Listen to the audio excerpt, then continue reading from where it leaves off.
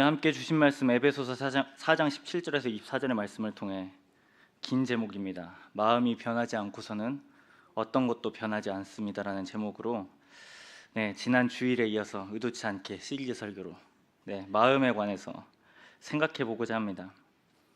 이 설교를 준비하면서 원래 저는 잘 예화를 들거나 비유로 시작하지 않는데 찾을 길이 없어서 비유로 시작합니다. 이러한 예화인데요. 한 도시에 한 청년이 있었습니다. 그는 어려서부터 집안 형편이 좋지 못해서 낡고 찢어진 가난해서 낡고 찢어진 옷을 입고 다녔습니다. 그래서 누가 봐도 그 옷은 매우 더러웠고 해졌습니다. 근데 그 청년만큼은 편해서 여전히 그 옷을 입고 다녔습니다.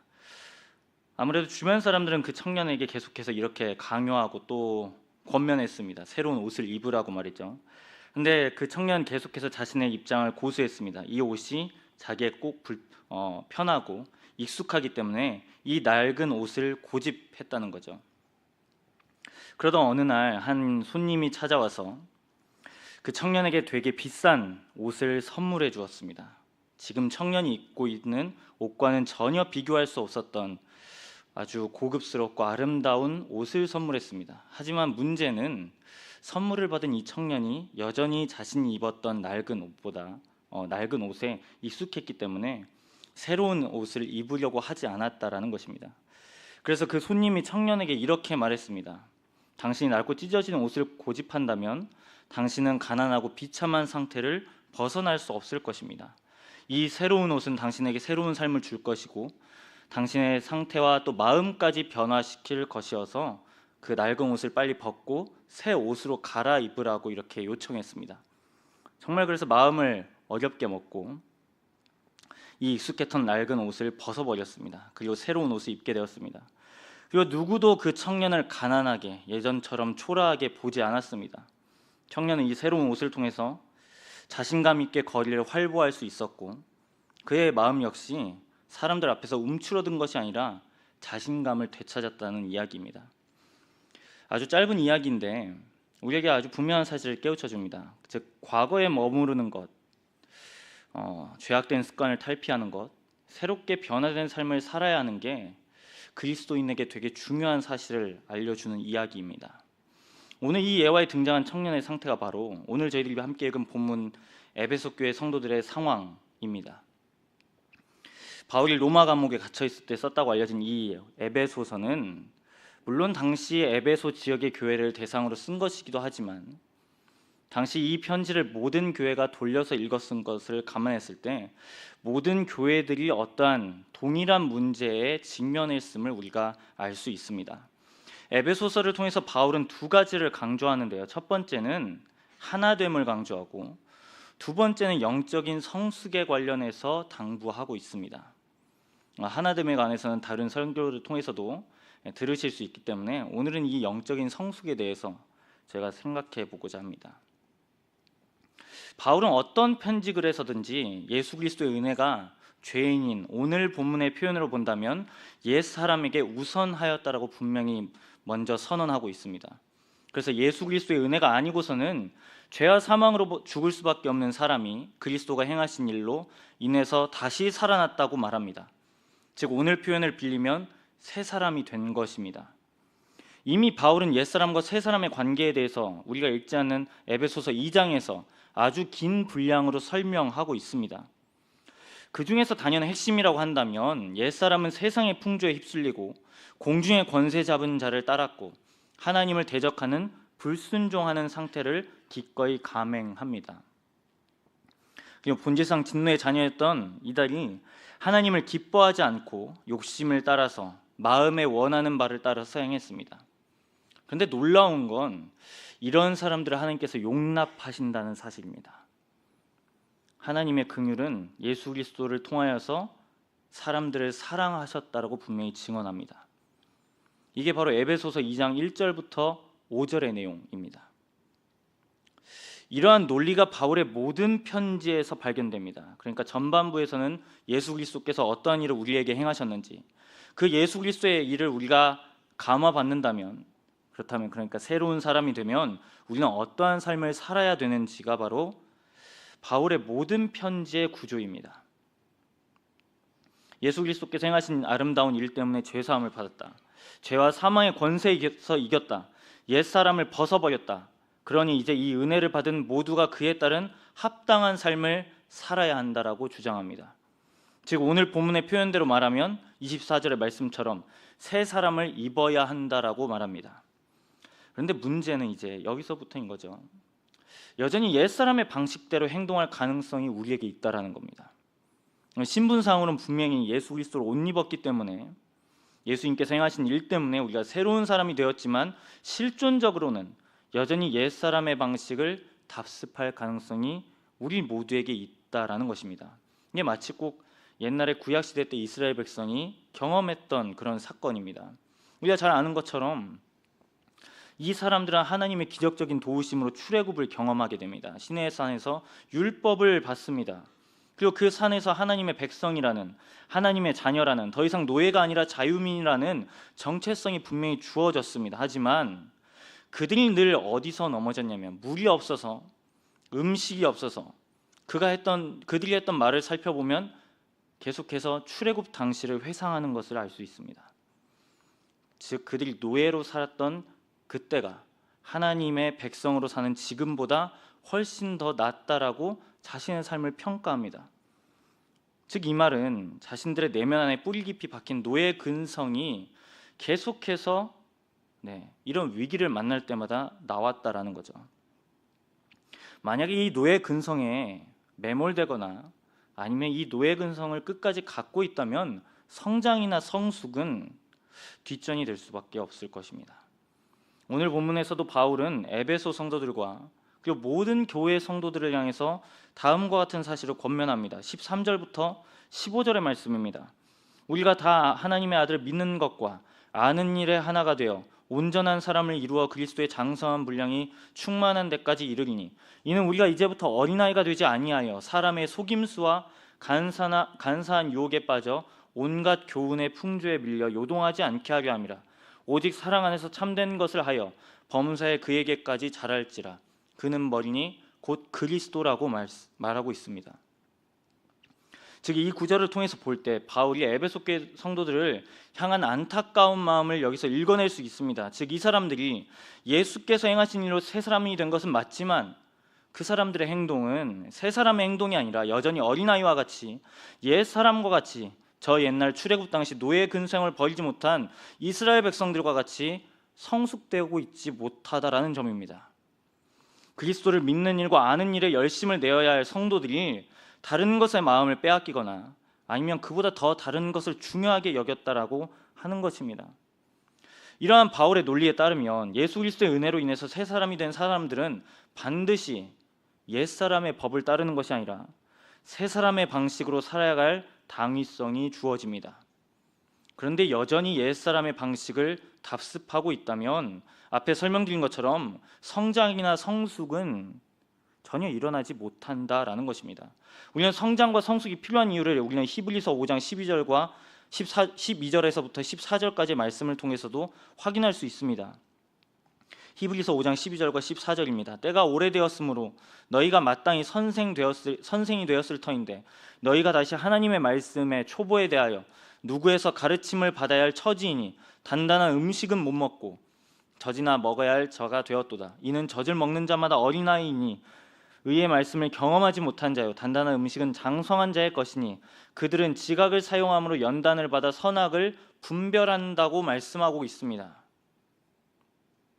저희 집에도 아이 둘이 있습니다. 아시는 것처럼 이제 열심히 뛰어다니고 있고요. 이제 말도 하고 있습니다. 근데 우리가 이 아이들의 성장 과정을 보면 처음에는 누워 있는 것이 당연합니다. 근데 시간이 지나면 돌기도 하고요. 이제 뒤집기도 합니다. 더 시간이 지나면 일어서기도 하고 그 다리에 힘이 있어서 한 발 한 발 걷기도 시작합니다. 이제 걸음이 어느 정도 익숙해지면 뛰어가기 시작합니다. 이 아이들이 먹는 음식도 또한 그렇습니다. 처음에는 엄마의 젖을 먹고 그 다음에 이유식을 먹고 밥을 먹기 시작합니다. 말을 전혀 하지 못하던 아이가 말을 배우고 자신의 의사를 표현하면서 점점 더 혼자서 할 수 있는 일들이 많아진다는 거죠. 그런데 문제는 만약에 아이가 자라면서 이러한 아주 중요한 행위들을 그러니까 하지 않는다면 여전히 부모가 젖을 먹여줘야 되고 혼자 걷지 못해서 부축해줘야 되고 만약에 스스로 할 수 없다면 그 아이를 보며 아마 부모님은 근심 걱정할 것입니다. 왜냐하면 신체적으로도 정신적으로도 발달해야 하는 시기에 머물러 있는 것은 문제이기 때문입니다. 신앙의 여정 역시 아기의 성장과 닮아 있습니다. 우리가 처음 믿는 과정을 생각해 보면 그렇습니다. 처음 예수 그리스도를 믿게 되면 우리는 영적으로 어린아이와 같아서 하나님의 은혜로 양육받기 시작합니다. 또한 우리는 예수 그리스도가 왜 나에게 좋은 소식이 되는지 계속 되묻는 과정을 배우고 또 거치게 됩니다. 그러면서 믿음을 시작하게 되죠. 시간이 지나면 이제 자라나기 시작해야 됩니다. 더 깊은 영적인 지식이 필요하고요. 하나님이 무엇을 기뻐하시는지 우리 스스로 헤아려 보기도 합니다. 더 나아가서 하나님의 뜻에 순종하는 삶이 무엇인지 고민하고 그 삶을 이제 슬슬 순종해 보기 시작합니다. 우리의 신앙의 여정 가운데서 성령께서 맺도록 하시는 9가지의 열매가 나의 삶에서 지금 맺히고 있는지 돌아보기도 합니다. 근데 만약 그렇지 않고 여전히 처음 믿는 것과 같이 성장하지 못하고 있다면 그리스도의 장성한 방향은 분명한데 여전히 성숙되어지지 않고 있다면 이건 우리의 문제가 될 수 있다는 거죠. 지금 오늘 본문에 나온 성도들이 이러한 위기를 겪고 있습니다. 17절부터 19절이 바로 그 상태를 설명하고 있습니다. 그러므로 내가 이것을 말하며 주 안에서 증언하노니 이제부터 너희는 이방인이 그 마음에 허망한 것을 행함같이 행하지 말라. 그들의 총명이 어두워지고 그들 가운데 있는 무지함과 그들의 마음이 굳어짐으로 말미암아 하나님의 생명에서 떠나 있도다. 그들이 감각 없는 자가 되어 자신을 방탕에 방임하여 모든 더러운 것을 욕심 가운데 행했다고 바울은 설명합니다. 즉 이같이 자라지 못하고 있는 옛사람의 모습을 바울은 이방인을 따라가는 모습이라고 설명하고 있습니다. 이게 옳지 않다고 말하고 있습니다. 결국 이러한 미성숙한 태도는 하나님으로 시작했지만 하나님과는 전혀 무관한 삶이 될 수 있다는 겁니다. 요즘 사회가 불안이 가속화되는 시기입니다. 그럼에도 불구하고 이 불안이 가속화된 이 시기 가운데 여전히 사람들은 성장하기를 원하고 성숙되어지기를 소망합니다.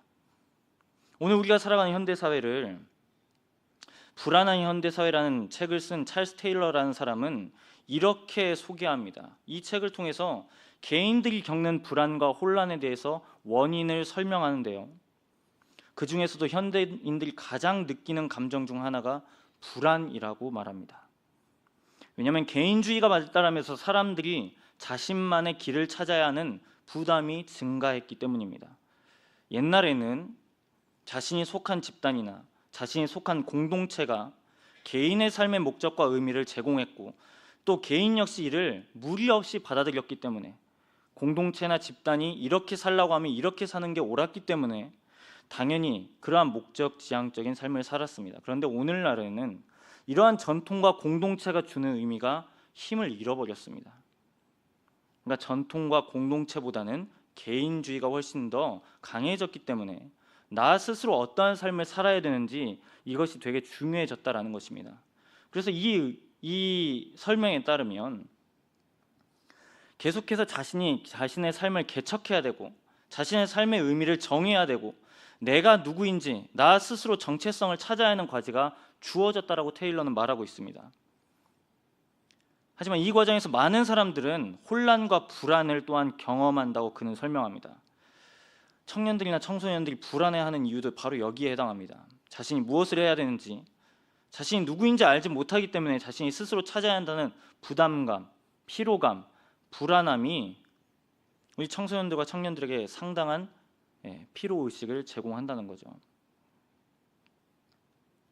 이런 불안감 가운데서 결국에는 이 불안을 해소시키기 위해서 사람들은 더욱 과열될 수밖에 없다고 말합니다. 왜냐하면 어떤 게 진리인지 어떤 게 옳은 것인지 모든 세계관이 저마다 자신이 진리라고 말하는 이 시대 가운데 개인은 선택해야 되는 이러한 책임이 주어지기 때문에 결국에 이 테일러라는 사람이 말한 것처럼 불안감, 피로감 이런 것들이 훨씬 더 상당해졌다라고 말합니다. 그래서 어떻게 보면 선택의 자유가 주어져서 되게 해방처럼 느껴질 수 있지만 이 모든 것을 개인이 결정해야 되기 때문에 사람들은 말 그대로 불안하다는 겁니다. 앞에서 설명드린 것처럼 결국 이 불안감을 해소해야 되겠는데 결국 이 불안을 해소하기 위해서 어떤 것이든 사람들은 시도하기 마련입니다. 그래서 여러분, 요즘 사람들의 삶을 이렇게 설명합니다. 갓생이라고요. 예. 하나님을 뜻하는 대문자는 아니더라도 소문자든 여튼 갓생이라는 표현을 씁니다. 대한민국 사람들 정말 열심히 삽니다. 물론 안 그러신 분들도 있지만 거의 다 그렇습니다. 직업적인 성공을 위해서, 또 게으른 나를 보고, 나태한 내 자신을 보고 이 바쁜 사회를 맞춰가기 위해서는 그만큼 내 자신을 가혹하게 쥐어짜냅니다. 근데 정말 이렇게 살다 보면 성취할 수도 있습니다. 원하는 성장에 이르기도 하죠. 그런데 문제는 이러한 목적 지향적인 삶을 살았는데 결국 이 목적이 하나님과는 전혀 무관하다라는 겁니다. 결국 자신의 욕망으로 그칠 수밖에 없다는 아주 필수적인 한계에 부딪힐 수밖에 없다는 거죠. 그러니까 이런 갓생을 아무리 살아내도, 그러니까 누군가에게 또 이게 인정을 받는 삶일지라도 이 삶은 어디까지나 생존 경쟁에서 살아남기 위한 그 이상 그 이하도 아닌 겁니다. 아무리 포장한다고 해도 이건 자기 자신만을 위한 삶이 될 수밖에 없는 거죠. 고상할 것 하나 없고 아름다울 것 하나 없는 아주 축소지향적인 삶입니다. 여러분, 우리 가운데도 적용해 보면 그렇습니다. 우리 역시 처음에는 나의 만족을 위해서 살았지 않습니까? 나의 삶, 나를 위해 우리는 태어났다고 생각했습니다. 때로는 직업적인 안정도 그렇고요, 성공도 그렇습니다. 또 우리가 키우는 자녀들도 역시 그렇습니다. 그렇게 살면 되는 줄 알았습니다. 하지만 성경은 우리에게 뭐라고 말씀하시나요? 성경 우리의 시야를 어디로 확장시킵니까? 바로 내가 아니라 바로 나를 지으시는 하나님께 시선을 두게 하십니다. 내가 아니라 나를 살리시기 위해 모든 물과 피를 쏟으신 예수 그리스도께 향하게 하십니다.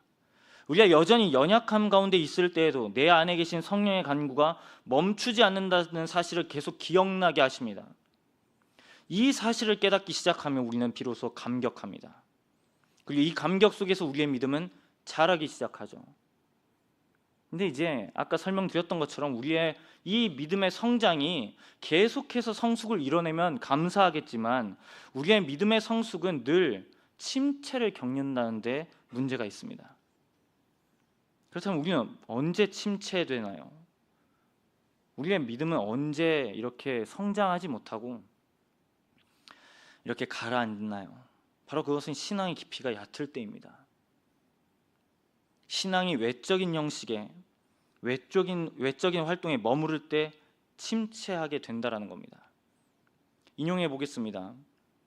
영국 출신의 복음주의 설교자 마틴 로이드 존스 목사님이 자신의 책 영적 침체에서 이렇게 영적인 현상 가운데서 침체가 일어나게 되는 원인을 피상성이라고 설명하십니다. 피상성이요. 여기서 피상성은 총 3가지로 설명하는데, 첫 번째는 하나님과의 관계를 깊이 탐구하지 않고 단순히 겉모습이나 행동에 집중하는 걸 말합니다. 그래서 예배나 기도나 성경 읽기 등 신앙적인 행위를 하는데 마음속 깊은 곳에서는 하나님과의 진정한 관계를 맺지 못할 때 피상성에 빠진다고 목사님은 지적합니다. 이러한 피상성이 우리 영혼에 지대한 영향을 미치는데, 하나님을 믿는다고 분명히 말해도 영혼의 공허함이라는 절망에 빠져서 영적인 침체로 이어지게 된다고 말합니다. 또한 피상성의 2번째 특징은 신앙인들이 자신들의 영적 상태를 깊이 성찰하지 않는 데서 온다고 말합니다. 겉으로 드러나는 문제만을 다루는 경향이 있다고 말합니다. 이로 인해서 자신의 마음속 깊이 뿌리 박힌 영적인 문제들을 다루기보다는 그저 얕은 수준의 신앙생활에 머무르는 것을 만족해한다고 말합니다. 마지막으로 이 피상적인 신앙은 오늘 약간 설교 제목과도 결이 맞닿아 있는데 사람을 변화시키지 못한다는 데 있다는 겁니다. 신앙은 단순히 규칙을 따르거나 전통을 따르는 게 아닌데 삶 전체가 하나님 앞에서 변화되는 과정이 바로 신앙일진데, 삶에서 변화의 열매가 나타나지 않고 있다면 이는 목사님의 말을 빌리면 침체에 빠진 거라고 말씀하십니다. 즉 얘기를 종합해 보면 신앙이 성숙하기 위해서는, 성장하기 위해서는, 진정한 변화에 이르기 원한다면 이 피상성을 경계해야 한다는 겁니다. 이게 영적 침체라는 책의 바로 이제 결론이죠. 오늘 이 목사님의 통찰에서 우리가 배울 수 있듯 영적인 침체에 빠질 때 우리는 이 피상성의 문제를 아주 깊이 생각해 보아야 됩니다. 우리가 신앙을 표면적으로 이해하든 깊은 성찰 없이 수박 겉핥기식으로 이해하든 변화가 없는 신앙으로 성숙이 결여된 신앙에 머무르고 있다면 우리는 우리의 신앙을 재고해 보아야 합니다. 그러면 이제 우리의 한 가지 도전과 요청이 생기죠. 그럼 우리는 과연 어떻게 신앙을 성숙해낼 수 있고 성장할 수 있습니까? 라는 질문이 당연히 뒤따를 것입니다. 그 답이 오늘 설교의 제목처럼 마음에 그 답이 있습니다. 지난주일 밤에는 우선순위에 대해서 다뤘고 오늘은 마음에 대해서 제가 다룬다고 그랬습니다. 이 마음에 대해서 생각해 보면 우리 행동에 지대한 영향을 미치는 게 바로 우리의 마음입니다. 그런데 이 마음에서 일어나는 동기가 나의 욕심이나 혹은 나의 정욕으로 하고 있다면 오늘 로이드 존스 목사님의 말씀처럼 아무리 신앙적인 행위의 모양을 우리가 따르고 있다고 하더라도 우리는 종교적인 행위로 전락할 수 있다는 것입니다. 이게 바로 우리 주님께서 그토록 경고하시는 부분이었습니다. 만약 주님께서 이를 높이 사셨다면 가장 칭찬을 들어야 할 사람들은 당시 종교 지도자들이었을 겁니다. 하지만 예수님의 칭찬과 가장 대척점에 놓인 사람들이 바로 바리새인들이었습니다. 그리고 예수님의 칭찬을 들었던 사람들은 가장 볼품없고 화려하지 않았던 당시에 소외받았던 이들이 칭찬을 받았다는 것을 우리는 기억해야 합니다. 오늘 본문에 나온 에베소 성도들 역시 그렇습니다. 영적인 피상성을 벗어나지 못하고 여전히 옛사람의 모습을 따라서 행하였습니다. 바울은 이들이 이방인들이 행한 것처럼 행하지 말라고 분명히 경고하고 있습니다. 이방인들이 보였던 모습은 방탕함이었습니다. 즉 정리해보면 자신의 욕망에 기인한, 자신의 욕심으로 인해서 주신 것들을 옳게 분별하지 못하고 기껏해야 자기 자신을 채우는 그러한 행위들을 보였다라는 것입니다. 이게 지금 하나님이 전혀 원하시는 모습이, 그러니까 새로운 사람이 모습으로 보여야 될 그러한 행동이 아니다라는 거죠. 하나님의 생명을 받은 사람은 그 행동의 모범이 분명히 20절에 제시되어져 있습니다. 4장 20절 말씀입니다. 오직 너희는 그리스도를 그같이 배우지 아니하였다라고 말합니다. 신앙인의 목표와 목적과 방향성은 예수 그리스도입니다. 그리스도를 배운 사람은 이방인의 욕심을 따르지 않을 수 있습니다. 왜냐하면 에베소서 2장 5절의 말씀처럼 새 사람은 그리스도와 함께 살리심을 받은 사람이기 때문입니다. 그래서 24절에서도 새 사람을 입을 수 있는 이유 역시 새 사람은 예수 그리스도로 인해서 옷 입은 바 되어야 한다는 것입니다. 새 사람의 특징을 21절부터 24절에 아주 길지만 이렇게 소개하고 있습니다. 진리가 예수 안에 있는 것 같이 너희가 참으로 그에게서 듣고 또한 그 안에서 가르침을 받았을진데 너희는 유혹의 욕심을 따라 썩어져가는 구습을 따른 옛사람을 벗어버리고 오직 너희의 심령이 새롭게 되어 하나님을 따라 의와 진리의 거룩함으로 지으심을 받은 새 사람을 입으라고 말씀하십니다. 여러분, 새 사람은 열린 마음으로 예수 그리스도를 영접한 사람입니다. 공허하고 일시적인 것을 추구한 게 아니라 참되고 영원한 것을 쫓는 사람들입니다. 무지의 흑암이 아니라 진리의 광명함에 이른 사람들입니다. 바울은 새 사람이 그리스도를 믿는 것과 아는 지식을 통해서 옛사람을 벗어버리게 된다라고 말합니다. 왜냐하면 예수 그리스도께서 행하신 일 때문에 그렇습니다. 그렇다고 한다면 오늘 23절과 24절의 말씀은 좀 다르게 읽어져야 될 부분들이 있는 것처럼 보여집니다. 즉 새 사람의 심령은 새롭게 되지 않았다는 게 아니라 새 사람이 아니기 때문에 새 사람을 또 입어야 된다는 게 아니라 이미 새롭게 되었기 때문에 새 사람으로 행하라는 말씀인 것입니다. 새 사람은 그리스도 안에서 회복된 하나님의 형상입니다. 죄로 상실해버린 의와 진리와 거룩함이 하나님이 보내신 아들 예수 그리스도를 통해서 이미 회복해 주셨습니다. 그렇기 때문에 예수 그리스도 안에 있는 모든 성도는 이제 한 가지 요청이 있습니다. 새 사람답게 살아야 한다는 것입니다.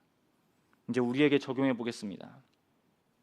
그럼 이 말씀을 우리는 어떻게 적용하고 이해하고 받아들여야 할까요? 우리의 행위를 고쳐서 여러분 새로운 사람이 되지 않습니다. 행위를 고친다고 해서 그 행위는 오래가지 않는 걸 우리는 너무나 잘 압니다. 작심삼일이란 말을 왜 나왔는지 우리는 생각해 볼 수 있습니다. 그렇다면 오늘 설교의 제목처럼 마음은 어떨까요? 마음을 고쳐먹는다고 하면 새로운 사람이 될까요? 근데 잘 생각해 보면 이것도 오래가지 않습니다. 결국 우리의 마음에는 새로운 동기가 필요합니다. 우리가 이전까지는 내가 나의 마음을 고쳐서 새로운 사람이 되려고 했다면 이제는 우리는 겸손해져야 합니다. 바로 예수 그리스도께서 행하신 일을 우리는 겸허히 인정하고 받아들여야 합니다. 예수님께서 나를 위해서 행하신 일을 받아들이고 인정할 때 비로소 우리의 마음에는 나의 욕심으로 행했던 모든 것이 아니라 예수 그리스도께서 행하신 일 때문에 선한 일을 하기 시작합니다. 이제 그동안 나의 욕심껏 살았던 삶을 반성하는 의미로 우리는 이렇게 적용합니다. 예수님 닮을 살려고 무던히 애를 쓰죠. 앞에서 로이드 존스 목사님이 말했던 그러한 신앙의 행위들을 합니다. 성경도 읽고요, 찬송도 부릅니다, 기도도 합니다, 예배도 드리고요, 또 시간을 따로 떼서 섬김도 감당합니다. 그런데 우리의 삶이 좀처럼 변하지 않는다면, 우리의 삶이 공허함만 감돈다면 우리는 다시금 재고해 보아야 한다는 거죠. 그럼 이렇게 도전을 던지면 우리는 똑같이 작정 40일, 성경 1독, 예배 몇 번 빠지지 않기, 이렇게 우리는 적용하기 십상이다라는 것입니다. 결국 이러한 무한 굴레가 우리가 계속해서 스스로 우리를 성화에 이끈다고 우리는 착각한다는 거죠. 여러분, 이건 너무나 큰 착각입니다. 우리가 열심히 해서 여러분 성화에 이르지 않습니다. 아니, 열심히 해서 성화에 이르지 못합니다. 우리는 반복해서 성화 근처에 갈 수 없습니다. 성화의 동기는 우리에게 있지 않고 바로 예수 그리스도께서 우리를 위해서 행하신 일에 있어야 한다는 것입니다. 이 사실을 우리가 계속해서 기억하고 되뇌어야 합니다. 왜냐하면 이것을 희미하게 갖고 있다면 우리는 구원을 받은 자녀라고 하나님의 분명한 약속이 우리 가운데 있다고 해도 나의 행위를 통해서 또 다른 구원을 만들어내는, 또 다른 피난처를 삼고자 하는 그런 연약함이 우리 가운데 있기 때문입니다. 결국 우리의 신앙이 성숙되고자 한다면 우리의 동기를 점검해야 할 뿐만 아니라 바로 복음이 우리 신앙과 우리 삶의 동기가 되어야 한다는 것입니다. 여러분 생각해 보세요. 아무리 분노하지 않는다고 결단해도 우리는 또 분노합니다. 결단하고 노력한다고 해서 분노가 사그라들지 않습니다. 분노를 참기 위해 애쓰는 방식으로 여러분 우리의 분노는 사그라들지 않고 우리는 변화되지 않습니다. 오히려 우리는 우리의 분노의 그 뿌리에 나의 의가, 그리고 예수 그리스도께서 우리를 위해서 행하신 일을 즐거워하지 못하는 마음을 회개해야 한다는 것입니다. 여러분, 수치심 또한 어떻습니까? 우리는 수치를 가리우기 위해서 열심히 살지 않습니까? 나의 자존심을 높여서 우리의 수치심을 가리우는 방식으로 나아가지 않습니까? 나아간다는 거죠. 그런데 여러분, 그렇게 해서 우리가 수치심의 문제가 해결되지 않는다라는 거죠. 결국 우리의 마음의 뿌리에 작용되어야 하는 건 복음입니다. 예수 그리스도께서 우리를 위해서 행하신 일, 이것이 바로 우리 마음 가운데 뿌리 깊이 내려져야 한다는 거죠. 이 복음이 우리 앞에서 뿌리 깊이 내려지고 우리가 이 복음 때문에 내가 하나님께 충족되었음을 알고 적용하고, 그럴 때 비로소 우리는 바른 변화로 나아갈 수 있다는 것입니다. 여러분, 우리의 감정에서 일어나는 수많은 문제, 총체적인 문제의 원인은 바로 복음의 결여입니다. 복음이 우리 마음 가운데 뿌리 깊이 적용되지 않을 때, 피상적으로 복음을 알고 내 마음 가운데 적용되지 못할 때 우리는 계속해서 마음의 어려움을 만납니다. 그럴 때마다 우리는 계속해서 복음을 해결책을 삼지 않고 다른 수많은 대책들로 그것을 자꾸 가로막음하려고 합니다. 근데 그것은 어떻게 보면 임시적인 미봉책에 불과한 거죠. 왜냐하면 우리의 마음은 계속해서 욕망으로 향하며 욕망으로 가득한 삶을 살기 때문입니다. 그래서 우리 마음 가운데 예수 그리스도가 행하신 일을 계속해서 기억하고 하나님이 우리를 위해서 어떠한 일을 행하셨는지 끊임없이 되뇌어야 한다는 것입니다. 그래서 여러분, 우리의 변화는 마음으로부터 시작되는 것입니다. 복음이 주는 그 은혜가, 그 힘이 우리의 마음을 변화시킬 때 우리는 비로소 새 사람으로 나아갈 수 있게 된다라는 것입니다. 사랑하는 성도 여러분, 예수 그리스도로 충분하다는 것을 믿으시나요? 아리송하죠. 네. 근데 더 감사한 건 우리가 이런 아리송할 때에도 예수 그리스도께서는 우리의 이러한 마음을 아시고 먼저 우리를 위해서 행하셨다라는 것입니다. 여러분, 그리스도가 나를 위해서 행하신 그 일 외에는 다른 어떤 것도 우리를 만족시킬 수 없습니다. 마음의 동기를 복음에 우리가 뿌리 깊게 내려질 때 우리는 우리의 부족함이 아니라 예수 그리스도의 사랑에 초점 맞출 수 있습니다. 우리는 오늘도 부족하고 모자란 삶을 살았을 것입니다. 그런데 복음은 여전히 우리에게 약속하십니다. 당신은 하나님의 사랑받는 자녀라고 말이죠. 우리가 이걸 아무것도 하지 않았는데 하나님은 우리를 그저 긍휼하심으로 우리를 자녀 삼아 주셨습니다. 이 사실을 안다면 우리는 변할 수 있습니다. 이 사실을 우리의 마음 가운데 깊이 내린다면 우리는 이 복음으로부터 우리의 삶의 모양까지 변화될 수 있습니다. 우리의 피상성을 극복할 수 있는 단 한 가지의 이유가 있다면 그것은 우리가 많은 것을 해서가 아니라 바로 우리를 위해서 행하신 예수 그리스도의 복음 때문입니다. 사랑하는 성도 여러분, 이번 이제 10월 첫 번째 수요 기도회인데 이 복음이 우리의 마음속에 깊이 뿌리 내려져서 올 한 해를 예수 그리스도가 행하신 일로 우리가 동기 삼는 저와 여러분들이 되기를 우리 주님의 이름으로 부탁드립니다. 다 함께 기도하겠습니다. 사랑과 은혜가 풍성하신 아버지 하나님, 오늘 우리에게 주신 말씀 에베소 4장 17절에서 24절의 말씀을 통해 우리를 위해서 먼저 행하신 그리스도의 일을 듣습니다.